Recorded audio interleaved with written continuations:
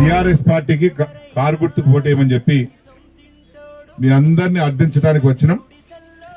Parliament అభ్యర్థిగా మరి ఈశ్వరన్నకు పెద్దపల్లి మండలం కుమ్మరికుంట గ్రామ వాస్తవ్యుడు.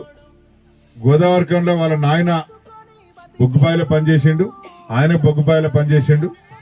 పేదింటి బిడ్డ, పేదల కష్టం తెలిసిన వ్యక్తి, మనకు అందుబాటులో ఉండే వ్యక్తి, పిలిస్తే నేనున్నా వచ్చేటువంటి వ్యక్తి. ఎక్కడో దూరం హైదరాబాద్ లో ఢిల్లీలో ఉండేటువంటి వ్యక్తి కాదు, లక్షల కొట్టినట్టు ఆసామి కాదు.